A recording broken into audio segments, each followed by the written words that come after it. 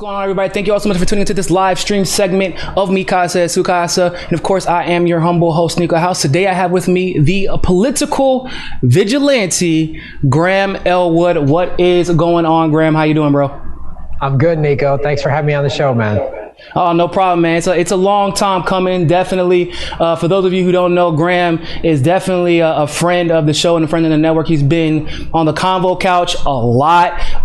He and Ron were gracious enough to allow me to open up for them at their comedy show here in Miami, which was just a dope show. It was such a great turnout that night. It was awesome. I love the way you and Jimmy and Ron and Steph have been able to take this thing that we do and make it much more relatable and honestly just make it much more human, because all the stuff that we talk about is so heavy that it's kind of, it's hard to want people to keep investing their energy into it. And I think that you all have definitely found a sweet spot. So I'm really happy to have you, man. How have things been over there in LA for you? Well, I mean, it's been obviously it's been an intense time for everybody.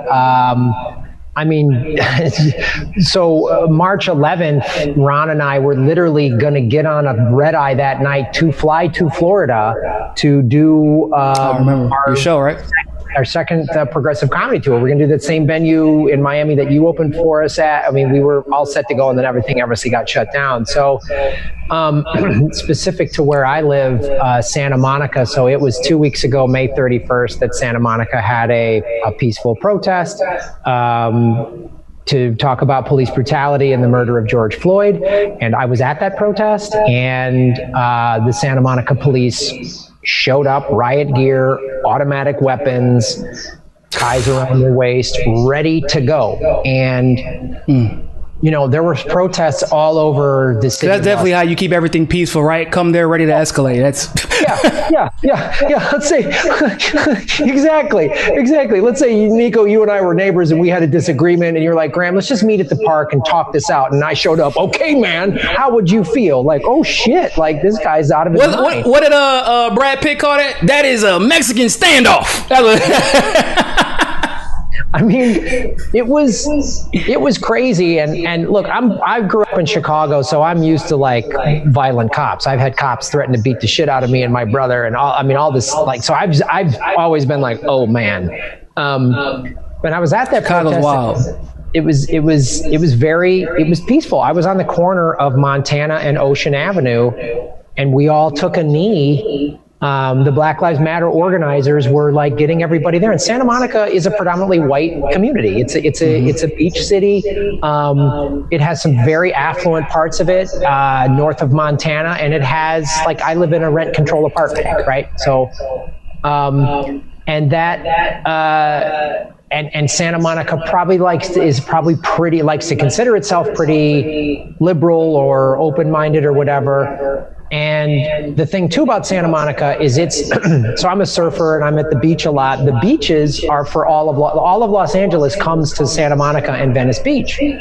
And so that's always sort of the vibe in Santa Monica. And the cops showed up and were stoking violence and overreacted, and a cop car almost ran me over. And then, what? Oh yeah. Yep. We were. And what? What's up with LA and just cops just running people over? Why is this becoming a thing out there? No, I don't know. They like their cars. I don't know what it is, man. It's like, the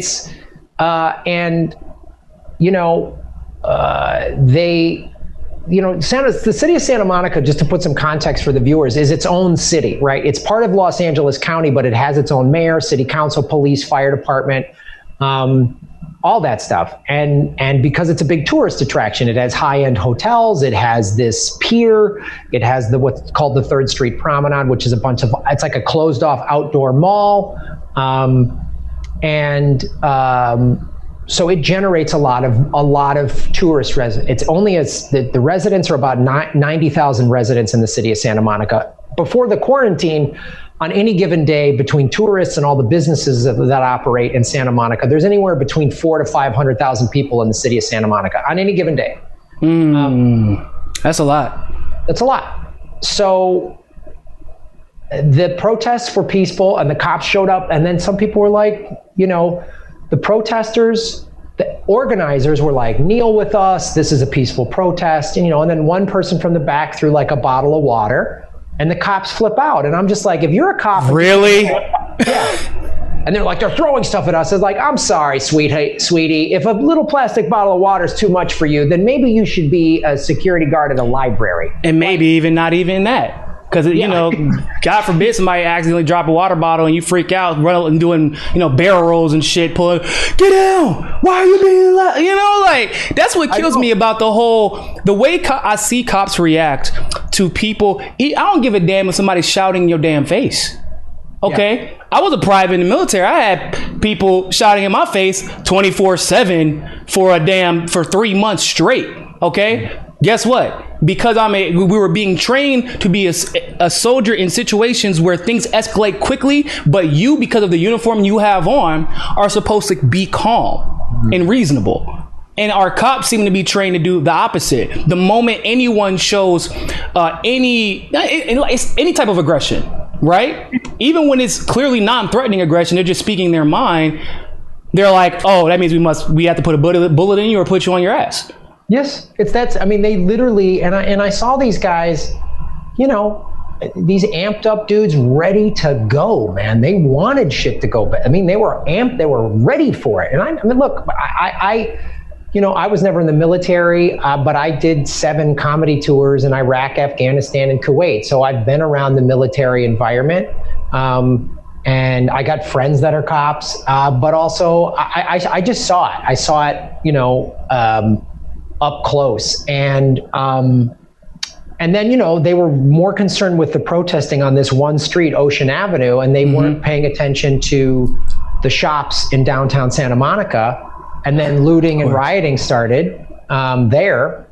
And it's crazy because for some reason, I keep hearing about how people care about all these looters and rioters, and none of them are getting arrested. But I keep hearing about a lot of peaceful protesters getting arrested. I hear about peaceful protesters getting arrested every day. I don't hear anything about looters getting arrested.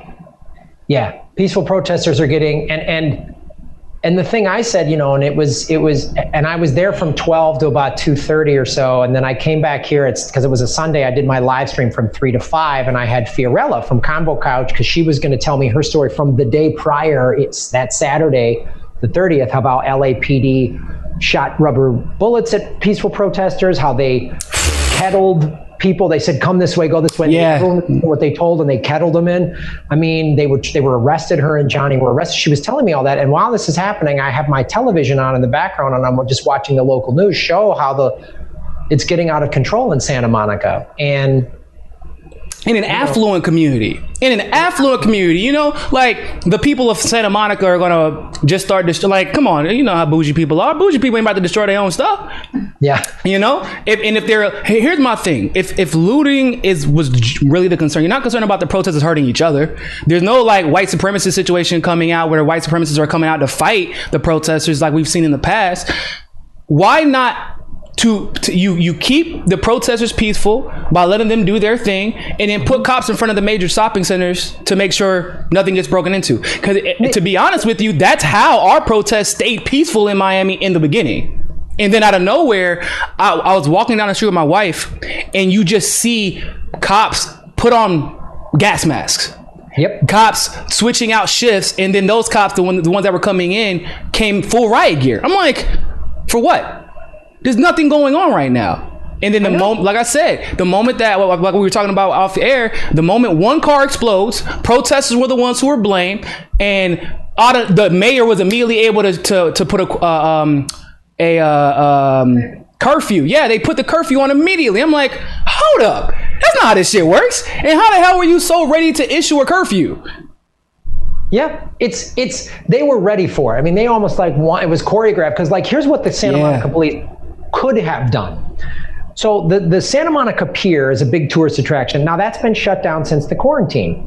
So they had a gate up, and they had cops in riot gear. What they should have had, Santa Monica has what's called park rangers. They're people in brown shirts who don't have weapons. They work for the police department, but they control traffic, and that's what they should have done. They should have just said, hey, you can protest, and oh, by the way, the pier's closed because of the quarantine, and then put the cops surrounding all the stores and the nice stuff, and just say, hey guys, the promenade's closed, the shopping's, all that stuff was closed anyway because of the pandemic. And they could have just said, it's sorry guys, this is all closed off.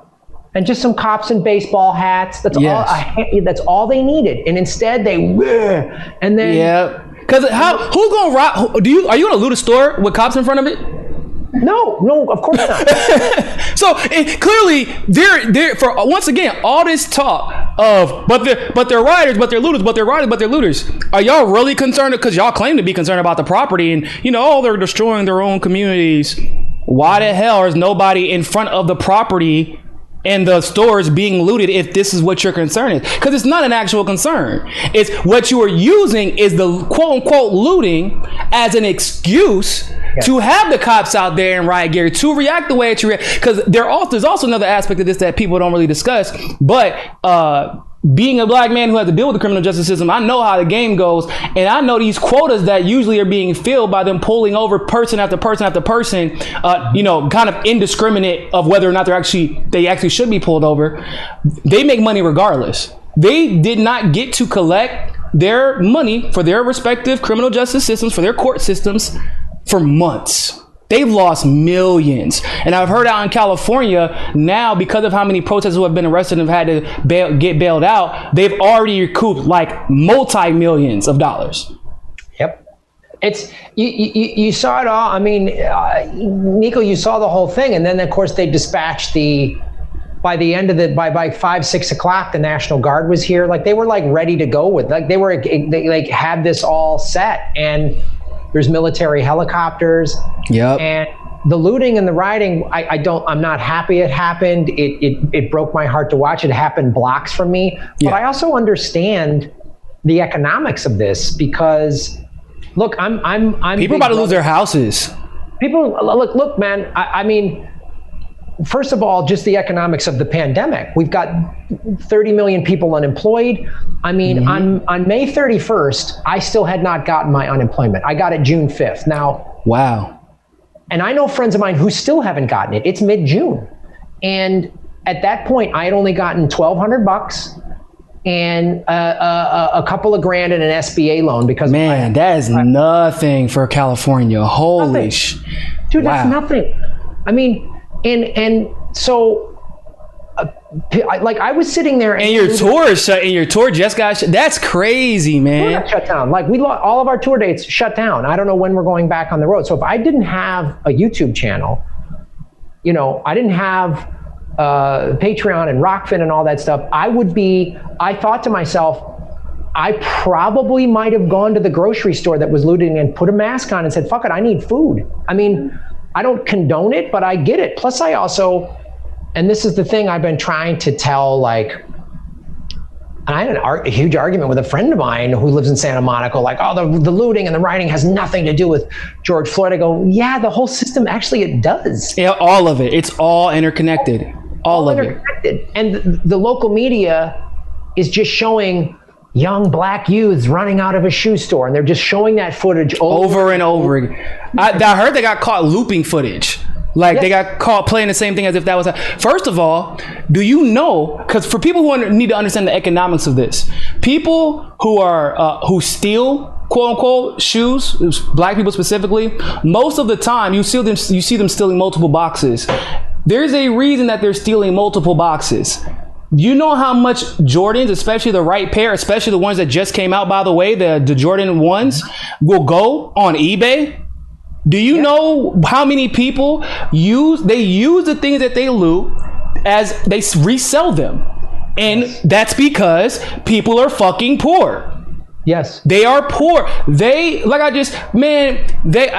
whenever this pandemic started, Tulsi and a couple of others recommended immediately, hell, before it even started, they said, we're going to have to not suspend, but make it so that we are not having anyone pay for rent or mortgages for the entirety of this quarantine. Yep. Even Trump understood that that was a good idea. And what did Congress do instead?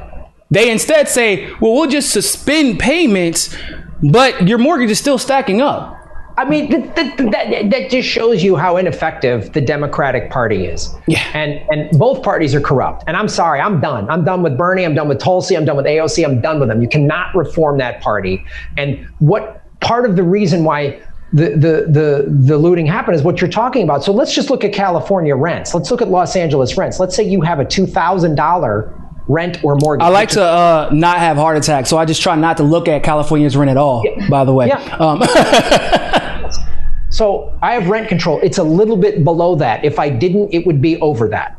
So let's say you have $2,000 and you can't be evicted, but you have to pay it on the back end. So now let's say it's just 3 months. There's $6,000, right? But you still have to pay it back. And you have a year to pay it back. So now your rent, that's $6,000. So now your rent just went from $2,000 to $2,500 a month to pay that back in a year. And you're supposed to pay it back, by the way. You're supposed to get a year, to pay it back. But a lot of landlords are violating that, I've heard. Yes. And you still have to pay it back. And had they done what they did in other countries, Venezuela, that's supposed to be this socialist nightmare, they paid people's rent for 6 months. They just said, boom. Like, they've been doing, all these countries did all these other things correctly, and our country didn't. But I also want to go back specifically to Los Angeles, because with regard to the looting in Santa Monica. So I'm big brother to a kid who's Latino, and his grandmother lives in South Central in a neighborhood that is almost exclusively Black and Latino. And I've been there a bunch to pick him up. And you know what they don't have? They don't have REI, smoothie shops, day spas. They don't have Pilates and Trader Joe's and Whole Foods. They have check cashing. They have fast food. They have liquor stores, and then they have a bunch of boarded up buildings. So I got to be honest with you, man. If I was 19, 20 years old and I lived in a neighborhood like that, and I was told I don't matter and nobody gives a shit about me, and I came to a nice neighborhood and no one was paying it, I'd be like, yeah, fuck you. Fuck your nice. Get how you live. Yeah, I'd be like, screw you, man. And so people need to understand that. And so, I had military in my town for a week. That's crazy. And this is like, I had 2 older white dudes. One, when I was at the peaceful protest, this older white guy comes to me and goes, you don't even live here. Get the hell out of here. I go, yeah, I live here. Why would he hurt further? How the hell would he even know that? I know. And then by the way, the protesters was like the most diverse group of people I've ever seen in my life. And a lot of like white people probably protesting at something like this for the first time, and waking up, and like white silence equals violence. And that's powerful. And that's a very positive thing. But then I had another older guy. I went back after I live streamed with Fiorella, because Ron and I were supposed to do a Zoom show. We're doing a fundraiser Zoom show that night. And I was like, Ron, there's shit happening outside my door. I got to go see I can't do a comedy show if it's like starting to happen here.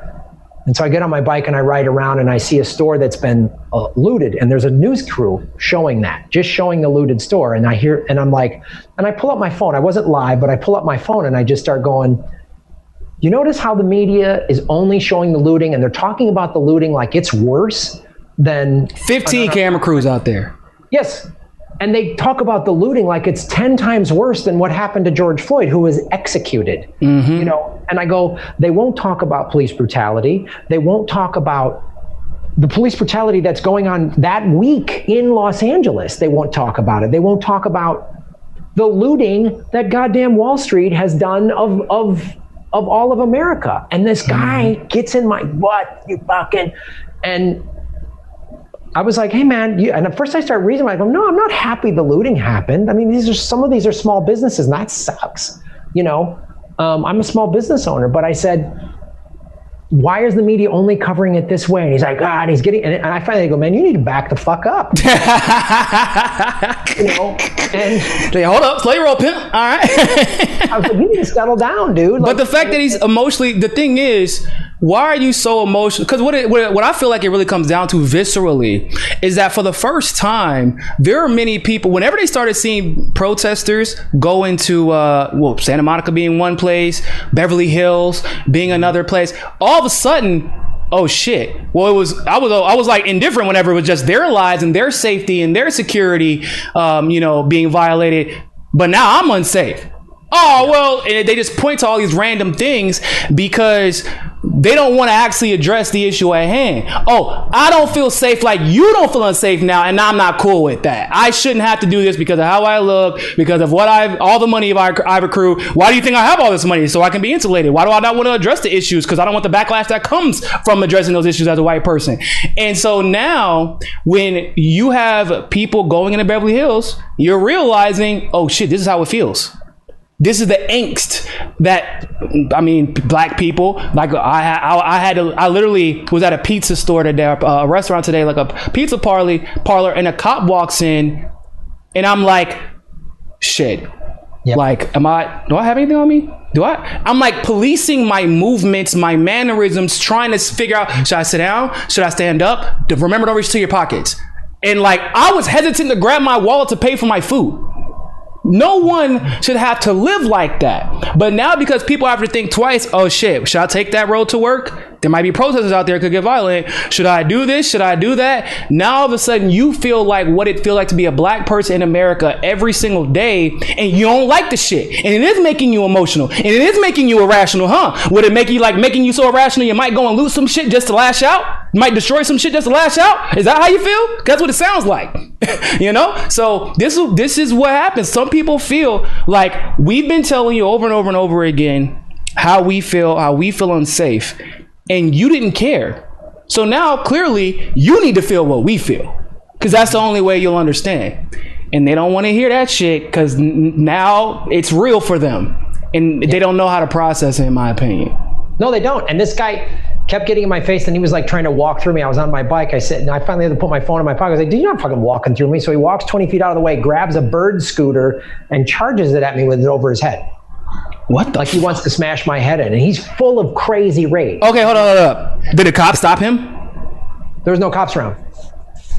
Hold up. Did you just say this was at like a spot that had just gotten looted? Yep, right outside of us, literally a surf shop in downtown Santa Monica. So it was a spot that had just gotten looted, but the only person being violent at the time was some white guy with a scooter hanging over his head.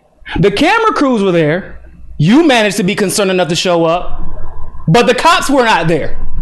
Nope. Because they were protecting everything from being looted. Yep.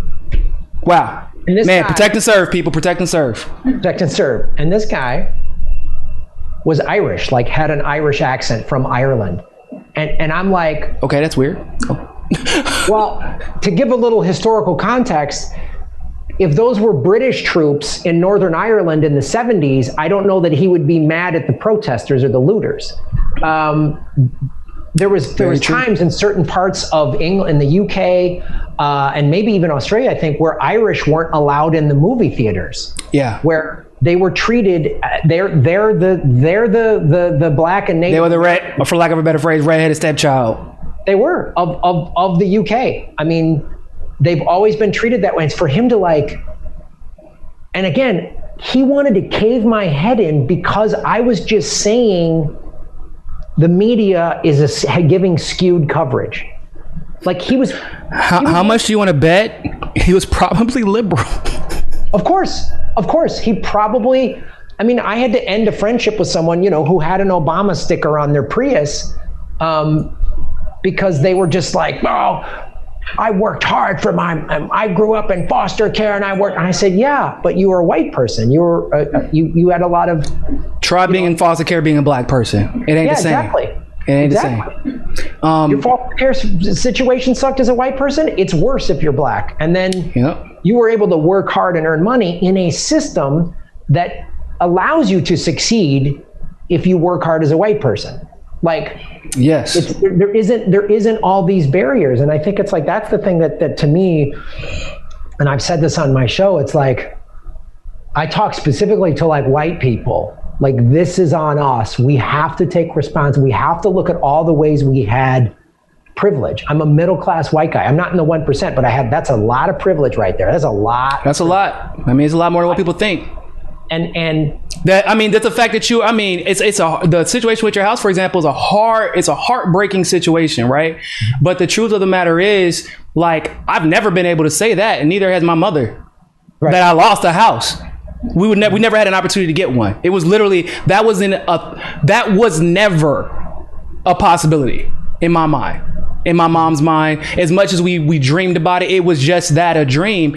And so even as heartbreaking as that is, but this also goes to a greater point that you were talking about earlier.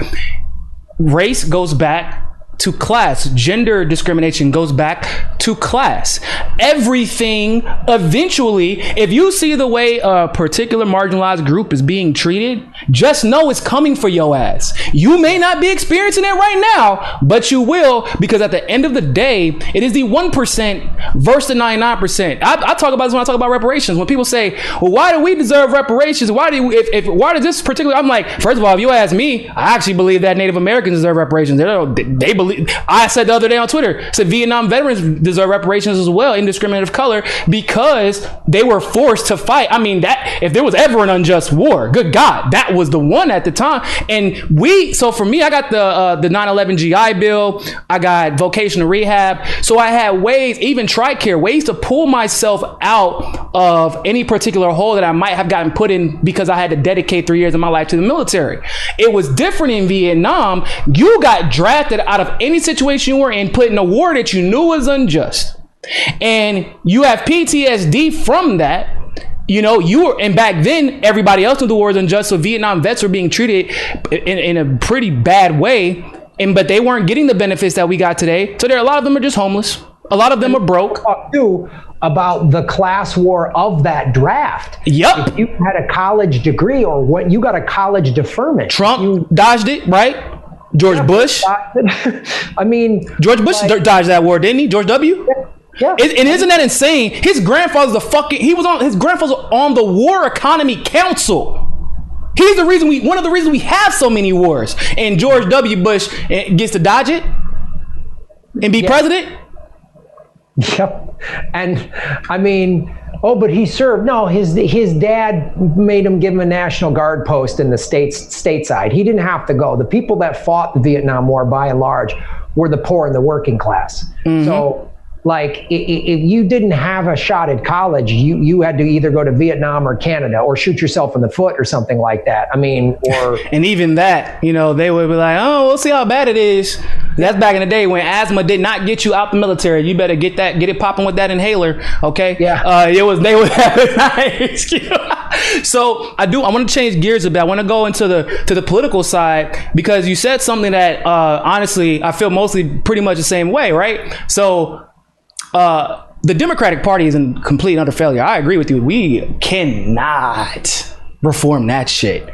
It can't be done. And even when I talk about like the civil rights movement, they say, well, why did Lyndon B. Johnson sign the civil rights amendments, and why did Congress pass it if all of them were so racist and reform? I'm like, bro, first of all, they fear for their fucking lives, because they were on Capitol Hill every damn day.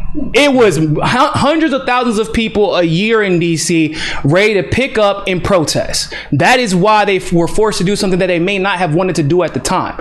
And so I agree that we're kind of like in this post-party era, but I would be remiss if I would say that I don't like the categorization of Tulsi being kind of aligned with Bernie AOC, right? Because here's my thing, and I want to hear your side of this, because you've made some pretty good arguments as well. The thing about Tulsi tried to introduce election fraud legislation. They ignored her, and Bernie did as well, even though he had the money in the team to he could have single-handedly conquered election fraud with that much fucking money this election. Didn't do it. Tulsi tried to introduce UBI before the quarantine even started as a preventative measure, because she knew it was coming. Mm-hmm. AOC and Bernie did not back the legislation. Tulsi introduced the Fairness in Media Act, which, you know, good God, we need that more than ever right now. Bernie and Tulsi ignored it. AOC ignored it. Once upon a time, 2014, Tulsi actually tried to decriminalize the police amid the Tamir Rice, go down the list, right? Bernie never introduced anything he didn't introduce the Senate version of it. He completely ignored it. And so we're at this point where even though I disagree with some of the decisions that Tulsi makes, which obviously I'm free to do, there's a difference between you fall short of my expectations at times and you are being deliberately obtuse, self-serving, and just basically fulfilling your own agenda by playing stupid. Does that make sense? So I feel like there's even though I've Tulsi knows how I feel about this. I just don't believe that the Democratic Party can be reformed, even though she might feel that way. But at the same time, I think there's a difference between, you know what, I'm just not a fan of politicians, and I think Tulsi, AOC, and Bernie are in the same category. So what would you say to that? Well, I mean, I can appreciate and respect all the points you just made, and they're very valid. For me, first of all, I donated to Tulsi and Bernie's campaign, and they both owe me money. So, there's a lot of money to be paid back this election cycle. You goddamn right about that. So when you endorse Joe Biden, which they both did, I'm just like that. I'm done. And yes, Tulsi was the only one that would really call out the Democratic Party's corruption, but then endorses Joe Biden. So to me, Bernie's campaign and her campaign were my last, this is the last time I'm going to have any remote faith that this party can actually do something. And you just can't reform this party from within. So to me, I hear your distinctions and they're valid and it's something for me to consider, but I'm just like, if you have a D in front of your name, you're eventually going to sell out on some level or another. And my example of that is Kshama Sawant in Seattle. Look what she got done. That woman is amazing. The reason she got that done, she's not a goddamn Democrat. And that city council has a bunch of corporate Democrats. Their mayor is a corporate Democrat, but she eventually, the Democratic Party says something. Tulsi got offered something. AOC's been off. They've all been. No, I could tell you. So I could tell you because because I was her surrogate. She contacted me before she made the announcement to let me know, hey, this is why I'm doing this. And to be honest with you, it wasn't that she got offered something by the Democrats. It was because in conjunction with coronavirus, she didn't feel comfortable taking money from people when she knew she couldn't campaign. And because she knew the coronavirus, she knew what was on the horizon. Sure. We had already, I believe, started the quarantine, or at least some states had, and she knew what was coming next. And then, so the Biden endorsement was basically her fulfilling her contract, because even though some people are like, oh no, she can just toss it out. The DNC is a private corporation. What they signed is in fact a legal binding agreement, unless you want to challenge it with money that she once again does not have, because they would just continue it and basically make her life a living hell. And on top of that, she knew that they would leverage coronavirus money for her people, like for Hawaii, against her. So whereas she was able to secure money specifically for Hawaii in some of the shit bills that we saw, they would have kept it out. They would have, and then it would have passed it anyway. And she could have screamed at the top of her lungs. They would have ignored her. And so at a certain point, so for me, personality politics, depending on the pattern of behavior, also includes endorsements, right? Whenever someone... If Tulsi had made a habit of endorsing corporate Democrats or even campaigned for Biden after, or said anything about him at all after, then I probably would be like, no, this is who you are as a politician. But when you endorse somebody that you were contractually obligated to because you ran for president under that party, which once again, the party is clearly the problem, then I feel like saying, well, she's not effective in a vacuum and she's the same in a vacuum is not fair, because, well, what are we going to talk about when we talk about all these policies she tried to get passed, specifically so we didn't end up in this situation, about the fact that she's quitting Congress, and obviously what that means is she's removing herself from the establishment, from the pull that comes with the establishment, and pursuing a different avenue to try to make the change she seeks, because she sees what's going on Capitol Hill and it's not working. She's making all these decisions that clearly, yeah, the endorsement of Biden conflicts with, but when we look at the actual pattern of behavior along with the policies and the fact that the Biden endorsement was just a one-time endorsement of the Democratic nominee that she was contractually obligated to make, then it's not really like it's once again, I just feel like it's I don't want to say disingenuous, but I feel like the logical chain doesn't follow to say, well, all these other people showed us pattern after pattern after pattern after not doing shit after then screwing us over actively, right? And then they're shoving our face in shit and telling us it's roses. That's what we've been seeing over the last couple of weeks. But then you have somebody who's tried to make sure we avoid all these circumstances, and she just got silenced and ignored. So I feel like that is more so the Biden endorsement for me was disappointment. Yeah, a little bit because it's Tulsi, but two, we should have never got to this point because she was the best candidate. And anybody who says that they cared about policy more than anything else, you can't convince yourself that there's a better candidate if you know the policies. So what would you say to that? Well, I would say that might just be a place where you and I just flat out disagree. That's fine. That's fine. I hear a lot of that, but signing that contract, then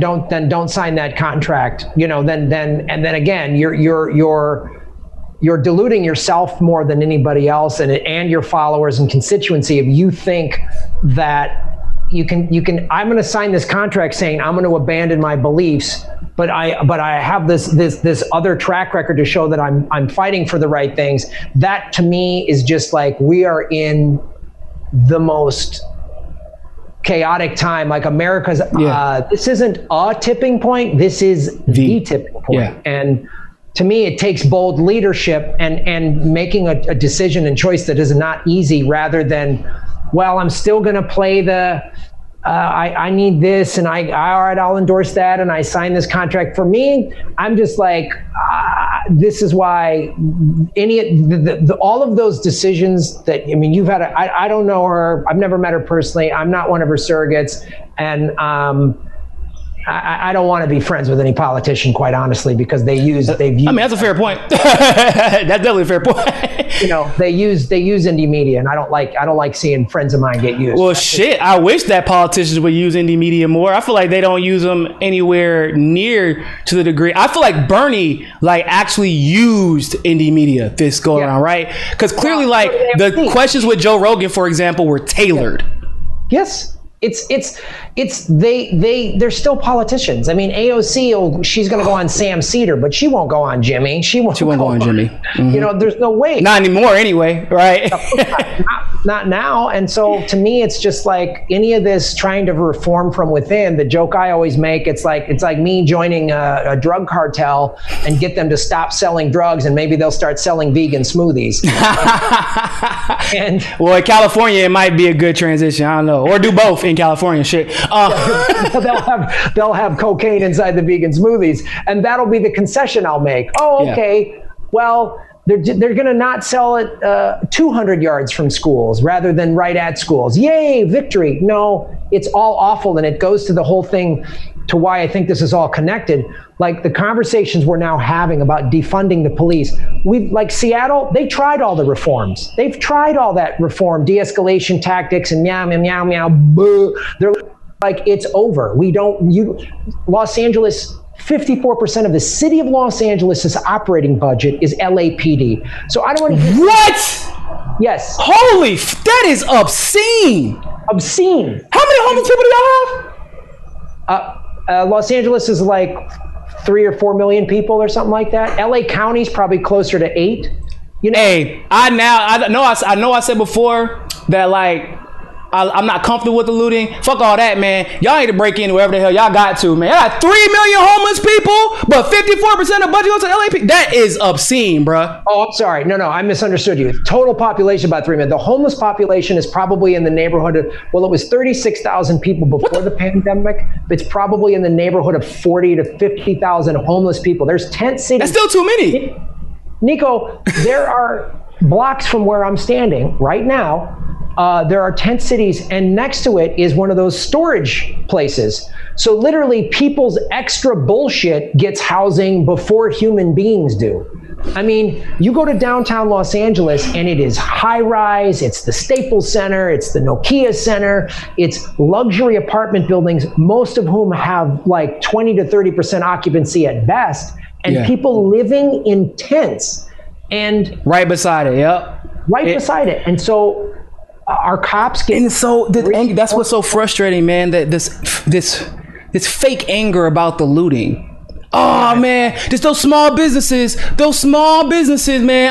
All of a sudden they care. It's crazy because now all of a sudden they care about small businesses now. Y'all know how much politicians have been robbing small businesses for decades. This isn't new. And Republicans, they'll pretend, we'll cut taxes, we'll load it. Not for small businesses, bro. Nah, they treat small businesses just like they do the middle class. They're draining them slowly every single day in favor of corporations. And all this fake outrage about the looting of small businesses. Small businesses are being looted every day by our politicians. First of all. Second of all, if y'all had that same goddamn energy about the homeless population, in California, by the way, if y'all didn't know, they have the highest population of homeless people who are simultaneously gainfully employed.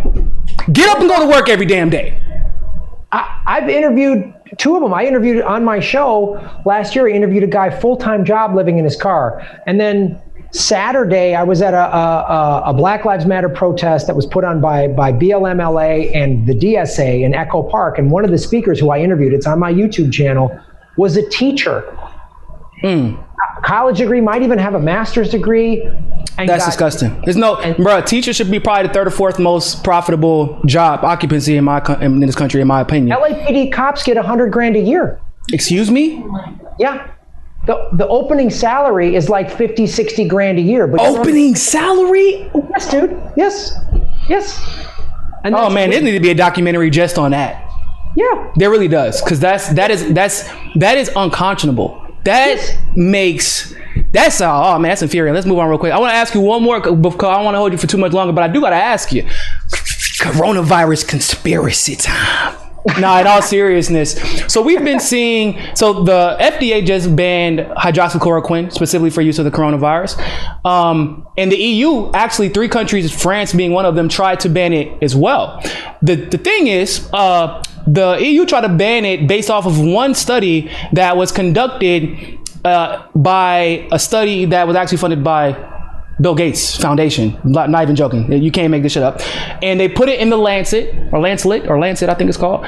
And Lancet actually had to retract the whole study because when they tried to go get the data for it, the people who conducted the study refused to give it to them to replicate the study.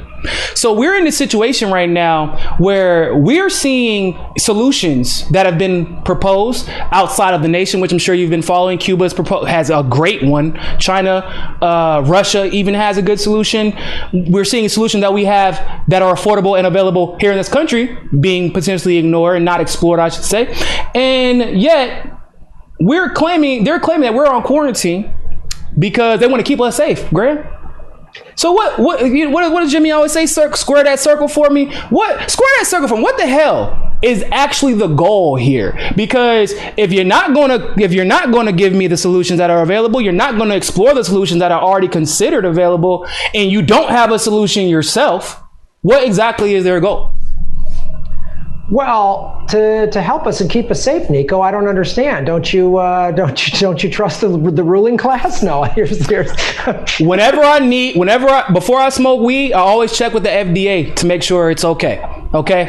Because everybody knows the FDA has never banned anything that was good for your mind, for your body, if you're hungry, if you're not hungry, if you're hurting, if you're not hurting, but you want to still feel like you're not hurting, you want a head high, you want a body high, what you need? What you need? They never banned anything like that, Graham. Why would they ban miracle drugs? That is counterproductive. Yeah, it is. I mean, it is laughable how broken our system is. And when you have these big pharmaceutical companies and the healthcare industry, so what seems like it's to me, it can't be affordable. And you have people like Nancy Pelosi who, we want an affordable vaccine. No, it should be free. If you really wanted to stop this, during polio, you went to the park and you got a free polio. They just said, we need to inoculate everybody. That's how we're going to defeat this, right? No, they want to get everybody paying for it. And so when you've got people like Bill Gates, who I've done numerous videos, has direct ties. Bro, too many ties. Too many ties. Not just like, one time. I get like, there was some big billionaire event and Jeffrey happened to be there. Okay, whatever. I get that. Like, I'm an entertainer. Did I take a picture with some creep after a show and didn't know it? Probably. I don't know. Yeah, but that happens, but... That happens. That's not the same thing as it would be like suddenly, just say, oh, I had no idea, whatever. Like, if I had no idea Jimmy Dore smoked weed. I mean, I just hung out with him a couple. I didn't know. Like, okay. Like, well, honestly, you know what it would be like? Because you're such a great comedian, it would be like you like, I'm not going to tour anymore. Instead, I'm going to go on CNN and pretend to be a climate scientist. Okay, what? Like, just because you step down as CEO does not make you an expert in the medical field. What the hell is going on? And then, like you said, why are you the number one donor to the WHO? Why are you why is your hand in so many fields, in so many organizations? Why the hell? What was the weirdest thing to me, Graham, was when I was reading that the Gates Foundation donated like 20 million donated to the coronavirus effort in sub-Saharan Africa. And I was thinking to myself, sub-Saharan Africa didn't ask for your goddamn help. In fact, they were perfectly fine. They're better than us, actually, right now. They had maybe one case at that time where someone actually died, and it wasn't an African, Graham, it was a European who went to visit France and came back. That's how he died. And so when you're giving money for an emergency situation that isn't even an emergency in that area, clearly what you're trying to do, in my opinion, is buy off governments, buy off corporations, buy off nonprofits. Because Gates has already had a tumultuous past when it comes to vaccine investments, and some African kids just decided, I want to try this vaccine. It's already a thing. It already happened. So, and also there's quotes. It's of Bill Gates saying, the great vaccines can help with population control. I mean, like he said that. Yep. This is a quote. This isn't a conspiracy. He said this. So I don't trust that guy at all. And when this whole pandemic thing started, I go, if suddenly Bill Gates shows up with some miracle vaccine and, oh, by the way, it's got a little microchip in it to track all of us to make sure we're healthy, I'm like, yeah, okay. I got an Apple Watch, bro. I'll be okay. I promise you, I'll be all right. Like, and it don't got to go on my skin, nothing like that. And I always say with Bill Gates, first of all, I mean, y'all gonna ask me to trust this billionaire. His altruism, the same billionaire that basically became a billionaire by stealing other people's software. Yes. Like, there's zero. The same guy who basically, I mean, the whole PC market basically is you're going to have to get a new PC every 3-4 years if you don't buy one of the top end ones. That's basically the PC market. That's how they've become so profitable. And for stores that sell them, they're so trash that PCs actually are not a profitable product. The software is. They make profit off of Apple, but they don't make profit off of PC. I used to work in Best Buy. That was a big thing. Our PC department's in the negatives every single week. It's ridiculous. So, and then secondly, when I tried the vaccine that, by the way, could never be discovered, never be done before, but now it's going to conveniently be done. I'll try it whenever Bill Gates gives it to his kids to try it. Yeah. When he does that and it becomes public news, then I'll go ahead and do it. I'll try it. I'll trust it then.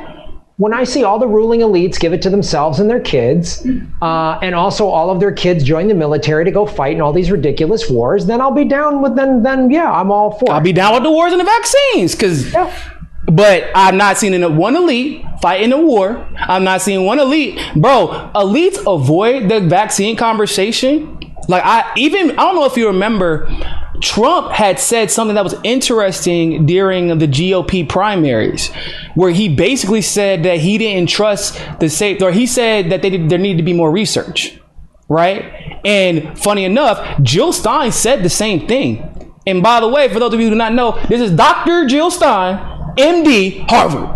Okay. So they both got ridiculed for just saying, hey, literally science has never gotten it right the first time. Shouldn't we always be constantly researching to make sure that drugs are safe? I just watched a commercial the other day. I have no idea what the drug does, Graham. I know all the ways it can kill you though. Okay. Like, what the hell? What is it that people, it's not even instant gratification. It's like there's this fake moral high ground that people like standing on, even when it doesn't make any sense. Like if you suggest that you're not, I'm not taking anything that I even relatively found out was funded by Bill Gates. I'm not doing it. And they're like, how dare you? How could you say something? What about everybody else? Motherfucker, get the vaccine if you want it. Well, part of this is like there's an extensive campaign, a propaganda campaign spent by the pharmaceutical industry to do several things. One, to say you need a vaccine for everything. So like, I'm not an anti-vaxxer, and the people that are like completely no vaccines for anything, I'm always like, well, you know, we cured polio. Yeah, there's a balance. There's a balance. But the pharmaceutical industry has spent money to yell at anybody. It's what this is how they always do it, right? It's the same tactic. So if you just ask the question, hey, let's do more research on vaccines, you're immediately called an anti-vaxxer, wingnut, and you're thrown into the flat earther, moon landing didn't happen group or whatever. and that's their tactic. Yep. So then any question, and this is, if you look at, I think it's, what is it, Operation, maybe it's Mockingbird? Mockingbird is a propaganda one. Yeah. Yep, that was a propaganda one. So they created the term conspiracy theory. So that was a marketing term. So any questions about it started with JFK. Oh, you're just a conspiracy theorist, tinfoil hat, wingnut over there. So, so release all the files. Oh no, we're not gonna do that. Can't do that. What? It's weird. I've never known y'all to keep top secret, about criminals who are absolutely guilty without any government involvement. Y'all never keeps top secret files about that shit. No, we didn't use Nazis to do our space program and hide them or anything like that. No, it's all good. Man, I got a story for you about that later on, man. I know somebody who worked with the Nazis in NASA after the space program. Jesus. Yeah, he was like, he said, and it was crazy because he said that he has a theory that they didn't work with us because they wanted to stop World War II, that we basically employed them to be in Germany, be double agents basically, and then come back when they got the solution, because Germany was known for engineering. One of the reasons that World War I started was because Russia and Germany were killing us in the Industrial Revolution. They were killing America and the UK. They were killing it, and we had to stop it. And long story short, so he said that he has a theory that they were employed prior to the war, and they were double agents. And when they finally got the data that they needed for us to capitalize on it with the atomic bomb and other things, then we brought them back. And that's why we were so quick to trust them. And you would never really know that, because for one, why would you say that? If you're a scientist, you said it, you're gone. You know that you're gone, because they made sure that all the ones that came back were in government jobs, so you could watch them. So it's an interesting theory. But yeah, man, I 100% agree. And if you think about it, so when you were a kid, how many vaccines did you have to take in elementary school? Oh, I don't know, 4 or 5. 4? Maybe? Yeah. For me, it was like 6, 7 at the most. Something like that. Now, before you even get to elementary school, you're supposed to have like 20 fucking vaccines. Yeah. What the fuck? Bro, no. I'm not taking 20 of shit. Yeah. Especially as a kid that's developing. Like your body hasn't even fully developed yet. Like I would actually be like with my kid. Okay, well, I definitely want to give him the polio one. I definitely want to give him the measles one. When was this one created? How much research has been done? I don't think I'm gonna give him that one, but I'll think about this one though. Like it's okay. That's what we call being judicial people. That's what you're supposed to do with your life. Everything that you put into your body, right? Why, if you would, like, you're a vegan, you do that with your food, right? Even if they say this is vegan, this is definitely vegan. Nah, I'm gonna do my research to make sure. Yeah, it's a vegan steak. It's like, damn, this shit tastes just like real steak. Okay, hold on. Oh man, I appreciate you coming on the show, Graham. Man, it was a great time. Let everybody know where they can find you at. Yeah, please go to GrahamElwood.com. So there you can find my YouTube channel. You can follow me on Rockfin. We're all on Rockfin, which is awesome. I also have a Patreon. And then I have products that I sell at GrahamElwood.com, some movies that I directed. I've got this new green tea called Vigilante. Oh, that's dope. You're supporting a small business owner. So yeah, if you go to GrahamElwood.com, you can follow me on all my platforms, all my social media. Just go to GrahamElwood.com. Thanks for having me, Niko. Oh, no problem, man. Hey, everybody. like, share, and subscribe. Hit the bell notification button and the subscribe button, even if you've done it before, because they're unsubscribing, many of you, every day. Watch the ads all the way through. If you click skip ad, I don't get paid. Also, support us at patreon.com/Graham Elwood or rockfin.com/Graham Elwood. Rockfin.com is a blockchain cryptocurrency platform. All my videos are on Rockfin ad-free. Thanks for watching.